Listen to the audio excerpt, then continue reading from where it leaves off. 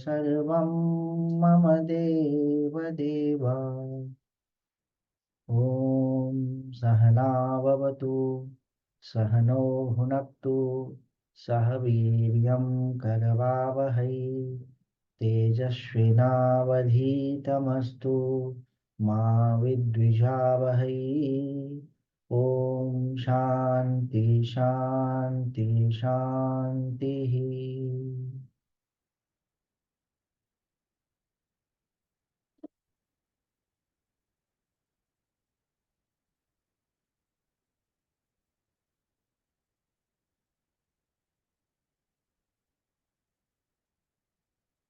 तो हम लोग पूज्य शंकराचार्य जी के ग्रंथ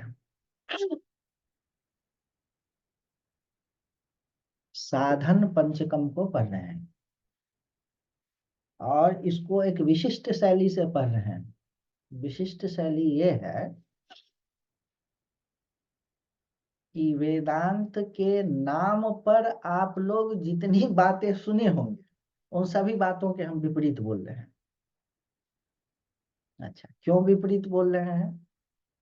क्योंकि इंटरनेट के जमाना में वेदांत का ज्ञान का जो चरम सिद्धांत है वह सुनना एक क्लिक पर है। एक क्लिक मारा और सब कुछ ब्रह्म है, सब तुम ही हो, कुछ करने की जरूरत नहीं, किसी को पूजने की जरूरत नहीं, कोई नियम की जरूरत नहीं, कुछ पढ़ने की जरूरत नहीं। ये बातें सामान्यतया उपलब्ध है, बातें सच्ची भी, लेकिन किसके लिए सच्ची है यह बात समझना चाहिए। आजकल हो क्या रहा है कि इस तरह की बातों से फायदा कुछ नहीं हो रहा है, नुकसान उल्टे हो रहा है। जो एक नव्य वेदांत चला है, इसका मजाक रूप में कहा जाता है नया वेदांत, नए वेदांती। क्या वेदांती हमें तो करते धरते कुछ नहीं है, खाली बड़ी बड़ी बातें खाली कथते हैं। उससे होता क्या है कि जितनी देर तक उन बातों को आप कथते हैं उतनी देर तक तो ठीक रहता है, बाद में सब वही कुछ कुछ जो है ना, जीवन में परिवर्तन नहीं दिखता है, होता नहीं। तो ये साधन पंचकम क्या हुआ कि आपके बेस को बना करके अवगति पर्यंत ज्ञान तक ले जाने वाली जो व्यवस्था है, उन बातों को हम कह रहे हैं। उन सारी बातों को मैं जानता हूं जो बड़ी बड़ी बातें हैं कि कुछ करना नहीं है, तुम ही ब्रह्म हो, बड़ी अच्छी बातें हैं, ऊंची बातें हैं, लेकिन उनसे होता जाता कुछ नहीं। हमारे गुरुदेव कहते थे महाराज जी कि मैंने अद्वैत सिद्धि की एक टीका है ब्रह्मानंदी, बड़ी कठिन टीका मानी जाती है। अद्वैत सिद्धि अपने आप में कठिन, उसकी वो टीका ब्रह्मानंदी, बोले कि मैंने उसको पूरा पढ़ लिया, न मुझे कुछ हुआ न पढ़ाने वाले को कुछ हुआ। हम ब्रह्मास्मि या तत्वमसि, ये सब महावाक्य है। एक व्यक्ति किसी व्यक्ति को दूसरे को गाली दे दे तो क्या हो जाएगा? मारा मारी पर उतर जाएगा, गोलियां चल जाएगी, लाठियां चल जाएगी गाली देने से। और कोई किसी को महावाक्य सुना दे और कुछ नहीं, इसका क्या मतलब? या तो सुनने वाले की तैयारी पूरी नहीं है, नहीं तो सुनाने वाले की तैयारी पूरी नहीं। हम्म? तो आजकल महावाक्य सुनना और उनके उनकी बड़ी बड़ी बातें कथना, कबीरदास ने कहा है कथना, ये सामान्य बात है। लेकिन जिस प्रक्रिया से ज्ञान हो वह दूसरी बात है। तो हम लोग क्या है, जिज्ञासु। हम लोग कथने वाले अपने को नहीं मानते। हम लोग यह जानना चाहते हैं कि काम किससे हो। देखो, व्यापार जो करता है उसमें दो तरह के लोग होते हैं। नया लड़का जब व्यापार करता है या जो व्यक्ति व्यापार में असफल रहता है, वो क्या करेगा? बड़ी बड़ी बातें करेगा, यहाँ का इतना का काम हुआ, यहाँ इतने का काम हुआ। जो सचमुच का व्यापारी है वो थोड़ा ही काम करता है, लेकिन निश्चित होकर के व्यवस्थित तरीका से अपना काम करते जाता है, रोज थोड़ा थोड़ा थोड़ा थोड़ा आमदनी करता है। और जो हमारे तरफ इस इधर बनारस में बोलते हैं चिथड़ू टाइप के लोग। वो क्या करेंगे, बड़ी बड़ी बातें करेंगे, वहां से बंबई से इतना सामान आ रहा है, दिल्ली से इतना आ रहा है, ये 1 करोड़ का डील हो रहा है, करेंगे कुछ नहीं और सुनाएंगे 100। तो हमें वो चिथड़ू नहीं बनना है वेदांत का। हमें जो मूल सिद्धांत है उन सिद्धांतों में किस तरह से निष्ठा हो करके, ज्ञान हो करके मुक्ति हो जाए, उस व्यवस्था में जाना है। तो उसी व्यवस्था के तहत हम लोगों ने क्या किया है, बहुत छोटी छोटी और बेसिक चीजों को हम लोग देख रहे हैं। बेसिक चीजों को क्यों देख रहे हैं? इसीलिए देख रहे हैं कि सामान्यतः मन का स्वभाव होता है, बड़ी बड़ी बातों को पकड़ता है और बेसिक चीजों को नहीं पकड़ता है। जो विद्यार्थी 7वीं 8वीं में कमजोर होता है, वो दिखावा करेगा कि 12वीं की गणित बना रहा है। हम्म, और अपने विषय में ठीक नहीं, जो उसको विषय पढ़ना चाहिए उस विषय में उसके नंबर कम आते हैं। उस बात को छुपाने के लिए वो बड़ी बड़ी, वो 12वीं की गणित, वो कह रहे बड़ा तेज है 12वीं की गणित बनाने, वो सब कुछ नहीं होता है। जो आप जिस जगह पर हैं उस जगह का सहारा लेकर के आपको उठना है। और मैं वेदांत के नाम पर, इस प्रवचन, इस पूरी श्रृंखला में वेदांत के नाम पर जितनी भी बेवकूफियां हम लोगों ने कर रखी,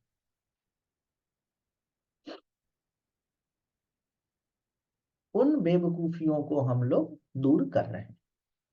ये हमारा प्रयास है।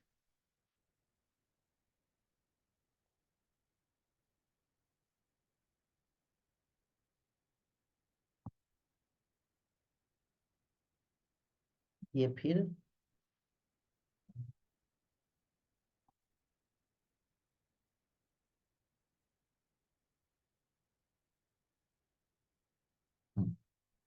देखिए, कल हम लोगों ने क्या किया था, संगह सत्सु विधीयताम। अब इसमें यह होता है कि हमें किसी से कुछ पूछना नहीं है। ये दिमाग में आ जाता है वेदांत के विद्यार्थियों को। क्या करना है, सब चीज अपने भीतर है, किसी भी सत्संग की हमें जरूरत नहीं। किसी भी सत्संग की जरूरत नहीं है। इसके द्वारा, हम्म, इसके द्वारा आप,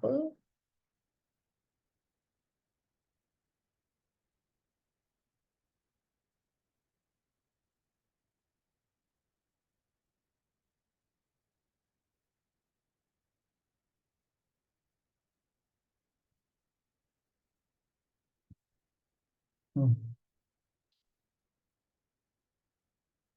अपने आप को शांत रूप में तो जान सकते हैं। इस चीज को ध्यान से समझिएगा। अपने आप को शांत रूप में तो जान सकते हैं।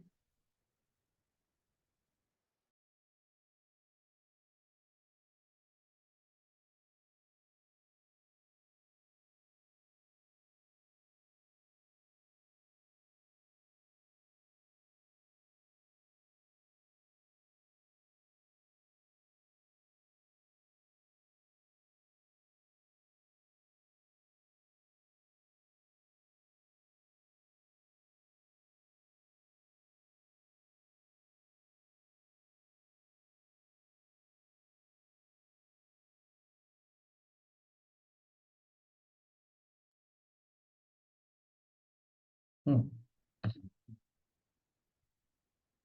इस चीज को समझिएगा।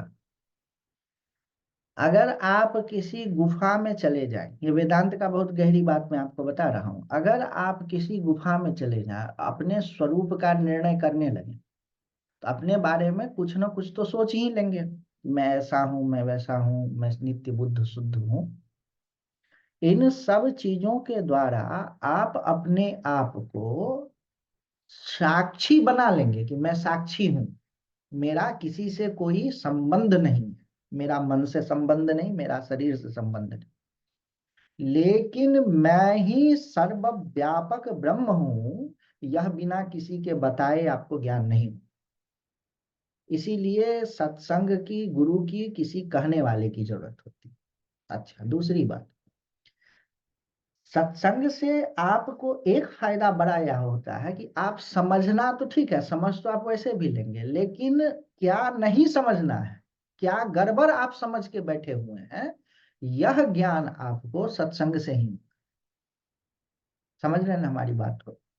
आप किताब पढ़ करके या अपने मन से सोच सोच करके कुछ बातें आप जान लेंगे, लेकिन उस चीज को आपने ठीक ठीक जाना है कि नहीं, यह आप अकेले कैसे कंफर्म कर लेंगे। इसको तो आपको कंफर्म करने के लिए कोई होना चाहिए ना, कि कंफर्म करे कि भाई तुमने ठीक समझा है या तुमने ठीक नहीं समझा है, या अपने आप को करेक्ट नहीं कर सकता है, कितना भी कुशल नट हो। शंकराचार्य भगवान कहते हैं, कितना भी कुशल नट हो, अपने कंधा पर खुद खड़ा नहीं हो सकता, है ना।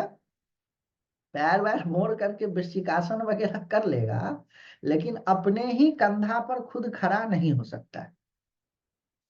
इसीलिए सत्संग की जरूरत है। और सत्संग में परसों वो ये बात हुई थी कि सत्संग किसका करना चाहिए, जिसका निषिद्ध जो व्यक्ति का निषिद्ध आचरण हो उसका संग नहीं करना चाहिए। तो फिर किसका करना चाहिए, ऐसा व्यक्ति हो जो कम से कम शास्त्र को, जिस जिस जो ब्रह्म में निष्ठ हो, वैसे व्यक्ति का तो बात ही क्या करना। लेकिन इसमें खतरा यह है, इस बात पर बड़ी चर्चा हुई थी करपात्र स्वामी जी आदि लोगों के बीच में। तो आप किसी ऐसे को ब्रह्मनिष्ठ मान करके आप सत्संग करने चले गए, तो आप परेशानी में पड़ जाएंगे। आप कैसे समझेंगे कोई ब्रह्मनिष्ठ है कि नहीं है, आपके पास में जानने की कोई विधान नहीं, जब तक कि आप स्वयं ब्रह्मनिष्ठ न हो। तो आपको ऐसे चक्कर में क्या होगा, दिक्कत की बात यह होगी कि कभी कभी आप किसी ऐसे को ब्रह्मनिष्ठ मान लेंगे जो है नहीं, और फिर आप मुश्किल में पड़ जाए। इसीलिए आप तो सबको मानिए कि जिस शास्त्रज्ञ है कि नहीं ये पता चल जाता है, ब्रह्मनिष्ठ को ब्रह्मनिष्ठ ही पहचान सकता है। तो ठीक है, शास्त्रज्ञ है कि नहीं है ये तो आप पकड़ सकते हैं थोड़ा बहुत शास्त्रों की जानकारी से। तो आप अपने लिए क्राइटेरिया बनाइए कि शास्त्रज्ञ को पकड़े, और उसका आचरण निषिद्ध नहीं होना चाहिए, गड़बड़ आचरण वाला नहीं। अच्छा, ऐसा भी हो सकता है, आप दोनों चीज को मिलाइएगा मत, कि कोई ब्रह्मनिष्ठ न हो चलेगा, लेकिन उसका आचरण तो अच्छा होता है। ब्रह्मनिष्ठ होना और आचरण अच्छा नहीं होना, दोनों चीज एक नहीं है। जिसका आचरण अच्छा होगा जरूरी नहीं कि वह ब्रह्मनिष्ठ हो, ठीक है। और जिसका जो ब्रह्मनिष्ठ हो उसका आचरण सामान्यतः ठीक ही होगा, सामान्यतः। वो कुछ भी हो सकता है, बालवत, पिशाचवत, उन्मादवत, उसका कोई कोई पहचान नहीं। तो आप दो चीज तो पकड़ सकते हैं कि शास्त्रीय विधि से इसका आचरण है कि नहीं, झूठ कपट छल, बात को बढ़ा करके बोलना, ये सब तो है नहीं। वैराग्य, जीवन में बहुत जमा करने की आदत, बहुत ज्यादा व्यस्त, वैसे लोगों के चक्कर में ना पड़ना चाहिए। और शास्त्र की इसको जानकारी है कि चाहे पढ़ा हो ना पढ़ा हो, उससे नहीं मतलब है। सुन करके भी बहुत पुराने महात्माओं से, मैं ऐसे ऐसे महात्माओं से मिला हूं जो ठीक से हिंदी भी नहीं पढ़ सकते हैं, लेकिन दो चार बात उनको ऐसी ऐसे ऐसे उन्होंने बोल दिया कि क्या कहें। तो ये दो क्राइटेरिया लेकर के सत्संग के उसमें पढ़ना चाहिए। सत्संग में सबसे बड़ा बाधा है सुख। घर में जो सुख मिलता है, उस सुख को छोड़ करके जाना सत्संग में, बात वो बाधा, वो सुख, सुख का लोभ। तो उसका भी ध्यान दीजिएगा, सत्संग जब भी करेंगे तो आपको थोड़ा सुख को छोड़ना ही पड़ेगा। अब आइए साधन पंचकम के, ये तो वो हो गया, प्रथम वाक्य हो गया, वन टू,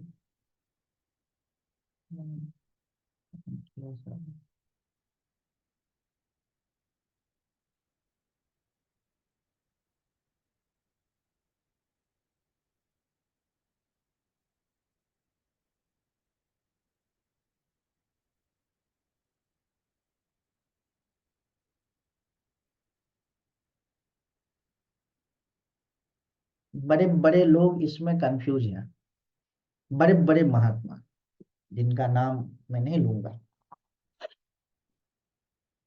भगवतो भक्ति दृढ़ा अधीयताम, ये है साधन पंचकम के द्वितीय श्लोक का दूसरा वाक्य है। क्या कहता है? भगवान की भक्ति दृढ़ता पूर्वक करो। भगवतः का मतलब हो गया भगवान की, भगवान का, षष्ठी में भक्ति दृढ़ा अधीयताम, भगवतः दृढ़ा भक्ति अधीयताम, इसको अन्वय कर दिया। उसको कैसे तोड़ करके जो वाक्य प्रेजेंट करते हैं, ताकि वो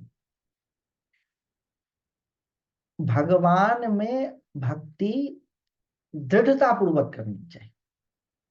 अब जो ज्ञान मार्गी है, उनका पहला भक्ति सुनेंगे तो उनको लगेगा कि अरे भक्ति करने कर हम ज्ञान मार्गी हैं, ज्ञान की बात वेदांत की हो रही है, कहाँ से भक्ति ले आए इसमें। अच्छा, भक्ति भक्ति कुछ चीज नहीं होता है, ज्ञान। ठीक। वो भागवत में भी आजकल खूब सुनाते हैं एक पक्ष को लेकर के कि जहां पर भक्ति होगी वहां पर ज्ञान नहीं होगा, जहां ज्ञान होगी वहां पर भक्ति नहीं होगा। तो उद्धव गए थे ज्ञान देने के लिए, तो गोपियां बोली कि नहीं नहीं हमको ज्ञान नहीं चाहिए, हम तो भक्त हैं। ऐसा जैसे भक्ति और ज्ञान में अंतर हो। ये कौन कह रहे हैं? शंकराचार्य कह रहे हैं, भगवता दृढ़ा भक्ति अधीयताम। ठीक। दूसरी चीज ये कहेंगे कि जिस तरह से जीव मिथ्या है, उसी तरीके से ईश्वर भी मिथ्या है, भगवान भी मिथ्या है।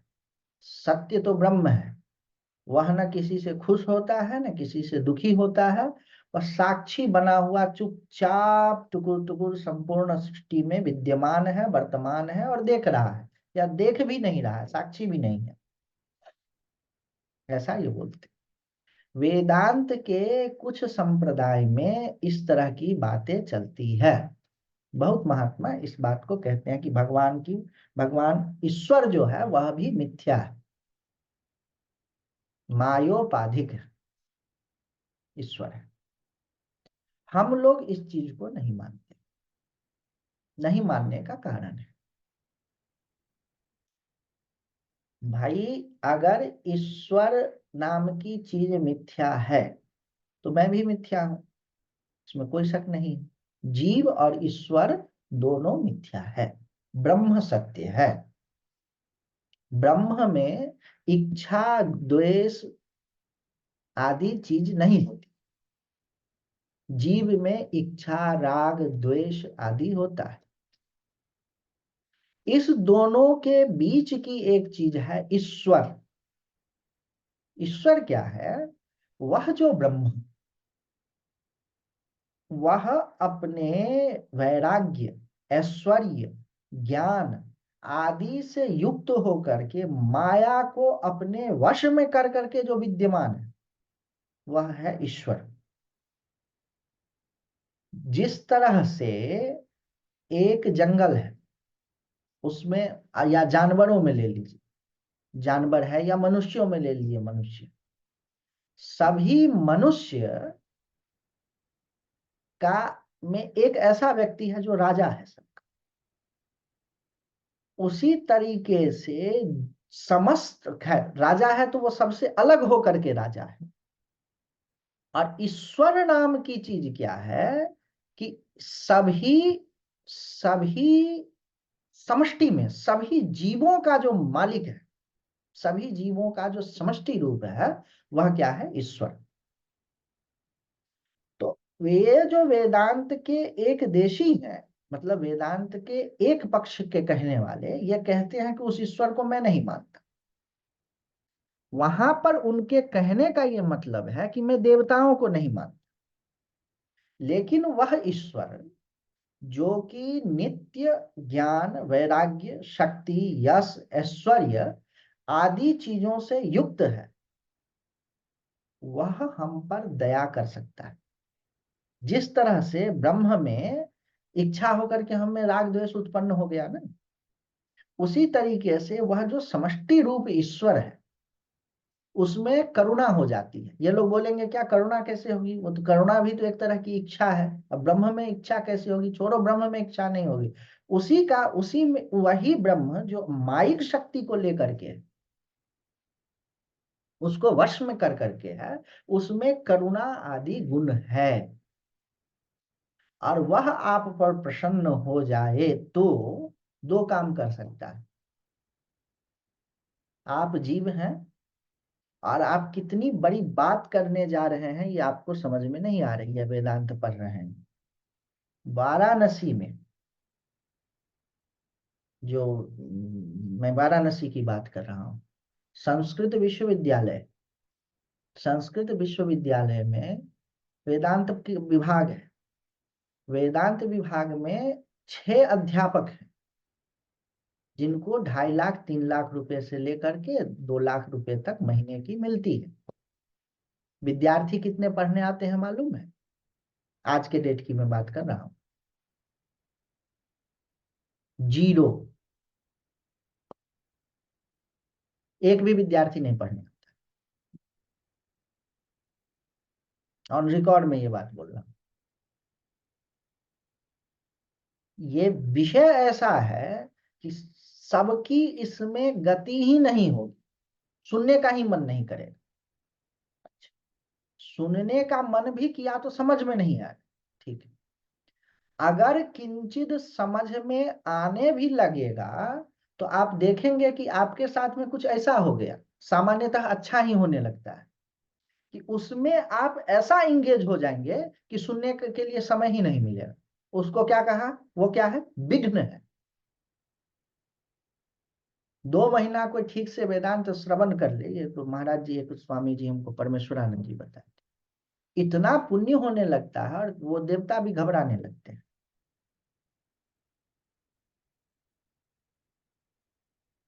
देवता भी घबराने लगते हैं। वो कुछ ऐसी स्थिति आपके सामने में उत्पन्न हो जाएगी, कहीं से खूब पैसा आ गया, कोई बिजनेस का ऐसा मौका मिल गया, कुछ ऐसा हो गया कि आप उसमें ऐसा उलझ जाएंगे कि नहीं कर पाएंगे चर्चा। उन सारे विघ्नों को जो दूर करने वाला है वह क्या है, ईश्वर। अच्छा, ईश्वर के विपक्ष में ये लोग क्या कहते हैं? देखिए, वेदांत में एक श्लोक प्रसिद्ध है, आपको मैं सुनाता हूं। पूर्व पक्ष क्या कहता है? अन्यः असौ अहम, असौ का मतलब वह, अन्यः असौ वह दूसरा है, अहम अन्यः मैं दूसरा हूं, इति उपास्ते अन्य देवताम, यह अन्य देवताम।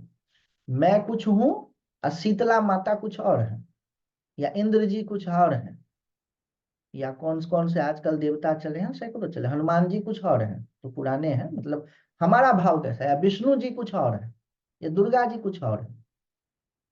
ऐसा सोच करके जो भगवान की उपासना करता है उसको कभी भी ब्रह्म ज्ञान नहीं।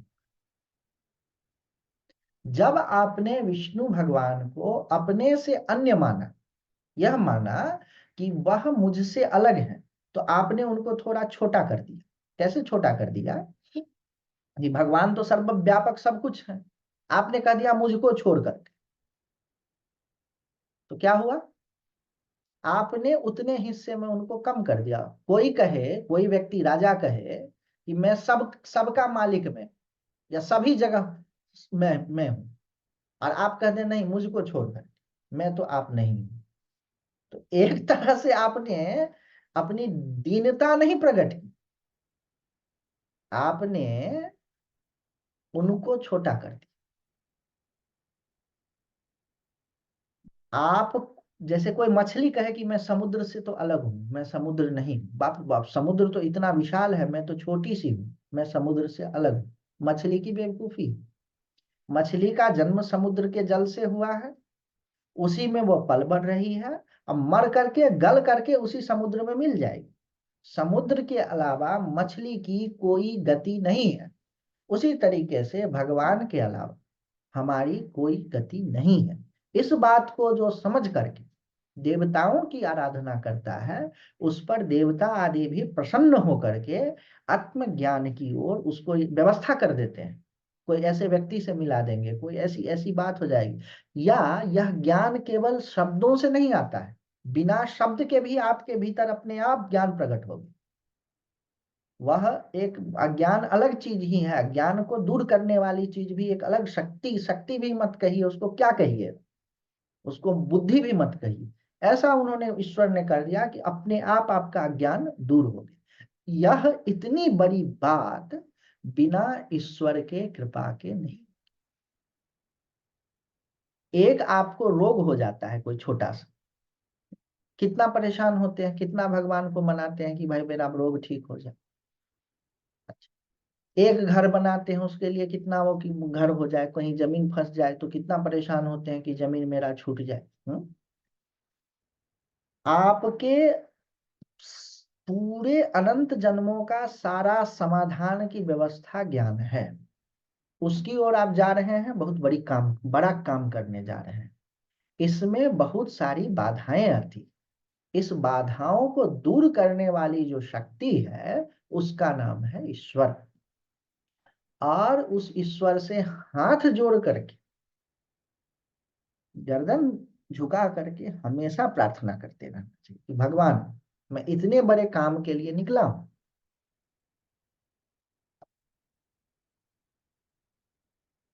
इसमें कोई बाधा न आए। साथ ही साथ वो ब्रह्म है, ब्रह्म कह लीजिए, जिसको आप खोज रहे हैं, जो आप होना चाह रहे हैं वो बहुत बड़ी चीज है। आप एक मछली हैं, आप चाह रहे हैं कि मैं समुद्र बन जाऊं, या आप एक बूंद हैं, आप चाह रहे हैं कि मैं समुद्र बन जाऊं। इसके लिए जिस तरह से आप में सोचना है, आप में दया है, आप में करुणा है, आप में जो भी सत्य गुण है वह सब उसी का अंश है। आप, ये जो बूंद है इसमें जो खारापन है तो समुद्र का है, यूं समझ लीजिए। तो आपका यह मानना कि मैं सोच सकता हूं, ईश्वर नहीं सोच सकता है, बेवकूफी है। ब्रह्म नहीं सोच सकता है ईश्वर रूप हो करके, यह आपकी बेवकूफी है। आपका यह सोचना कि मैं तो दयालु हूं, और वह दयालु, उसमें दया आदि तो नित्य साक्षी है, दया फया क्या करे, यह आपकी बेवकूफी है। उसमें दया भी है, उसी की दया से आप में दया आ रहा है। नहीं तो जीव खुद इतना परेशान है, इतना परेशान, हम आप सब, कोई राज के लिए परेशान है, कोई वैराग्य के लिए परेशान है, कोई ज्ञान के लिए परेशान है। कोई राजा होना चाहता है, राज नहीं मिलता। कोई वैरागी होना चाहता है, वैराग्य नहीं मिलता। कोई ज्ञानी होना चाहता है, ज्ञान नहीं मिलता। इतना परेशान है जीव, उसमें दया करुणा आ ही नहीं सकती है। दयालु तो ईश्वर है, वो अपने आप में नित्य तृप्त है। ऐसा तृप्त है, उसका दिल ऐसा तृप्त है कि वह जो है सो वही दया कर सकता है। तो यह चीज आप अन्यों से जहां भी वेदांत सुने होंगे, बार बार यह आया होगा कि ईश्वर भी माया का बना हुआ है, मायिक है, माया का बना हुआ। ऐसा तो डायरेक्ट वो नहीं कहेंगे, लेकिन ये कहेंगे ईश्वर भी मायिक है, और उसका भी वो करने से क्या, ईश्वर का भी चक्कर में नहीं पड़ना चाहिए। हम ही ब्रह्म है। भाई आप ब्रह्म है तो ईश्वर ब्रह्म नहीं है क्या? आप ब्रह्म हैं तो शिव जी ब्रह्म नहीं है क्या? आप ब्रह्म हैं तो विष्णु भगवान ब्रह्म नहीं है क्या? आप ब्रह्म हैं तो इंद्र आदि देवता ब्रह्म नहीं है क्या? आप जानेंगे नहीं जानेंगे आपका कोई ठिकाना नहीं है, लेकिन इंद्र ब्रह्मज्ञ है, विष्णु ब्रह्मज्ञ है, शिव ब्रह्मज्ञ है। ब्रह्म स्वरूप ही है, लेकिन ब्रह्मज्ञ का के थोड़ा सा आपको समझाने के लिए बता। तो ऐसे ऐसे देवताओं का भी आराधना करना चाहिए, ये बात है। और ये लोग बोलेंगे कि नहीं नहीं, पूजा पाठ करने की कोई जरूरत नहीं, ये ठीक नहीं। उसके वो तर्क देते हैं, उजित्वा आत्म समाधानम ये ध्यायन्ति अन्य देवताम भिक्षन्ते भूरि वित्तास्ते भिक्षित्वा अभी बुभुक्षितः। इसका क्या मतलब हो गया कि जो दूसरे देवताओं को अपने से अलग मान करके उपासना करता है, पूजा करता है, वह कैसा हो गया? तो देवताओं का पशु हो गया। देव पशु, देवताओं का जानवर। अच्छा, और क्या? उजित्वा आत्म समाधानम, आत्मा में अपना समाधान स्थिति खोजने के अलावा जो अन्य देवताओं का ध्यान करता है, मतलब देवताओं को अपने से अन्य मान करके ध्यान करता है, वह व्यक्ति कैसा है? भूरि वित्तास्ते, खूब पैसा वाला आदमी है, लेकिन भीख मांगता है। तो उसको मालूम ही नहीं है कि खूब पैसा है। वित्त मतलब धन। भूरी मतलब खूब ज्यादा। भिक्षन्ते भूरि वित्तास्ते, भूरी वित्ता होते हुए भी वह क्या करता है, भीख मांगता है। अब भिक्षित्वा अपि विभुक्षित, अब भीख मांगने के बाद भी भूखा रहता है। एक तो पैसे वाला है, वो उसको मालूम नहीं है, तो भीख मांगता है। अब भीख मांग करके भी भूखा ही रहेगा, क्योंकि जब तक स्वात्म रूप से ईश्वर को अपने में मिला नहीं लेगा, या अपने को ईश्वर में नहीं मिला लेगा, तब तक भूखा ही रहेगा। भूखा रहेगा मतलब परेशान ही रहेगा, दुखी ही रहेगा, तुष्टि पुष्टि नहीं होगी, संतुष्टि नहीं। आप आज इतना ही पर रोकते हैं। आप लोगों को कोई प्रश्न हो तो पूछ लीजिए। हम्म? प्रश्न न हो तो बात को यहीं रोका जाए। और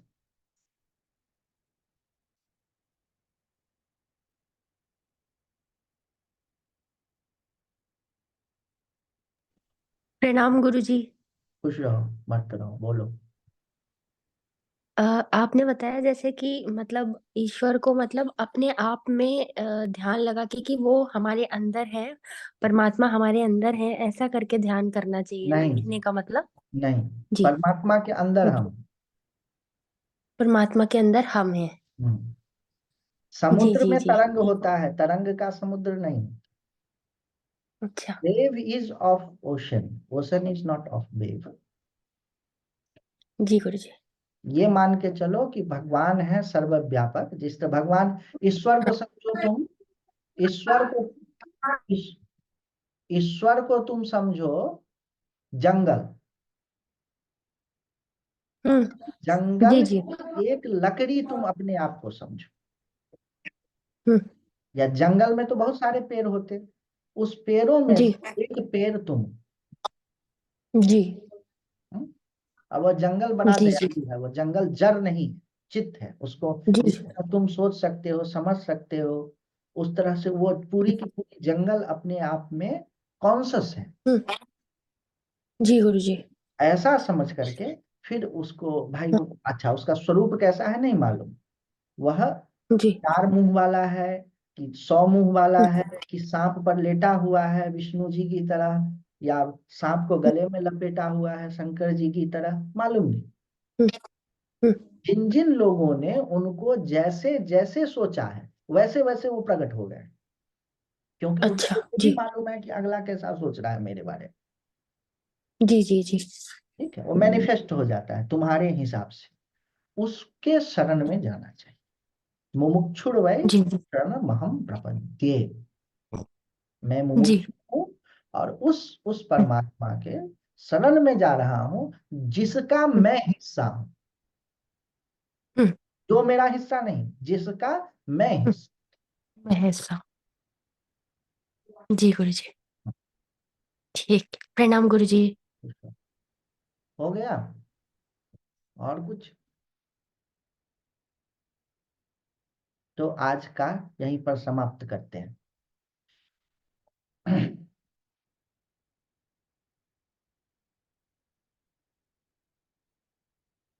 ॐ पूर्णमदः पूर्णमिदं पूर्णात् पूर्णमुदच्यते, पूर्णस्य पूर्णमादाय पूर्णमेवावशिष्यते।